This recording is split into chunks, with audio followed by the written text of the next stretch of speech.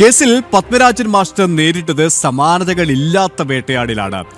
സിയെ അനുകൂല പ്രചാരണമാണ് മാസ്റ്റർക്കെതിരായ ചരടുവലിക്ക് കാരണം. പത്മരാജനെ പ്രതിയാക്കി കുറ്റപത്രം സമർപ്പിച്ച പോലീസ് ഉദ്യോഗസ്ഥൻ ഇന്ന് CPM-ന്റെ കൗൺസിലറാണ്. ചുക്കാൻ പിടിച്ചവരിൽ മാധ്യമ പ്രവർത്തകരും ഉൾപ്പെടുന്നുണ്ട്. ലോക്കൽ പോലീസും ക്രൈംബ്രാഞ്ചും പെൺകുട്ടിയുടെ മൊഴിയിലെ വൈരുദ്ധ്യം തിരിച്ചറിഞ്ഞു.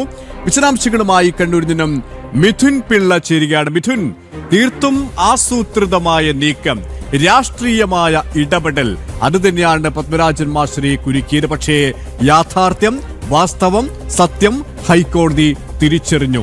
എങ്കിലും ആ മാസ്റ്ററോട് ഈ നിയമവ്യവസ്ഥ, പ്രത്യേകിച്ച് പോലീസിലെ ഒരു വിഭാഗം, ഇപ്പോൾ CPM കൗൺസിലറായിരിക്കുന്ന ഉദ്യോഗസ്ഥനൊക്കെയും ചെയ്തത് പൊറുക്കാനാകാത്ത അപരാധം തന്നെയാണ്. എണ്ണി അവർ കണക്ക് പറയേണ്ടി വരും ദിവസങ്ങളിലല്ലേ?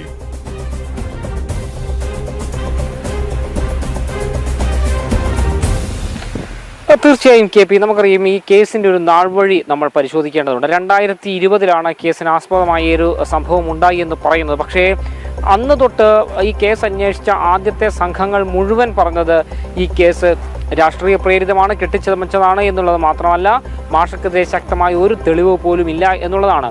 പിന്നീട്, അതായത് ആദ്യം ലോക്കൽ പോലീസ് അന്വേഷിക്കുന്നു, പിന്നീട് ഇത് ക്രൈംബ്രാഞ്ചിന് വിട്ടുകൊടുക്കുന്നു.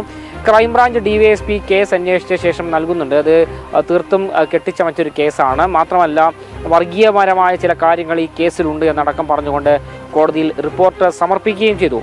എന്നാൽ പത്മരാജൻ മാസ്റ്ററെ വേട്ടയാടിയെ അടങ്ങൂ എന്നുള്ള നിലപാടുമായി ചിലർ കച്ചകെട്ടി രംഗത്തിറങ്ങിയിരുന്നു.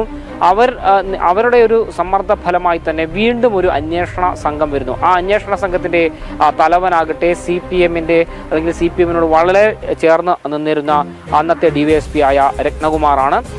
അന്നത്തെ DYSP ആയ രത്നകുമാർ, അതായത് വിരമിച്ച് ഏതാണ്ട് മാസങ്ങൾ പിടിച്ചില്ല എന്ന് തോന്നുന്നു, ആഴ്ചകൾക്കുള്ളിൽ തന്നെ അന്നത്തെ ഇക്കഴിഞ്ഞ തദ്ദേശ തെരഞ്ഞെടുപ്പിൽ മത്സരിച്ച ശേഷം ശ്രീകണ്ഠാപുരം നഗരസഭയിലെ കൗൺസിലറായി അദ്ദേഹം തിരഞ്ഞെടുക്കപ്പെടുകയും ചെയ്യുന്നു. സ്വാഭാവികമായും ഇത്രയധികം രാഷ്ട്രീയ ചായവുള്ള ഒരു ഉദ്യോഗസ്ഥൻ അന്വേഷിച്ച കേസ് അതെങ്ങനെ സത്യസന്ധമായി അന്വേഷിച്ചു എന്ന് പറയാൻ പറ്റുമെന്ന ചോദ്യം തന്നെയാണ് ഉയരുന്നത്.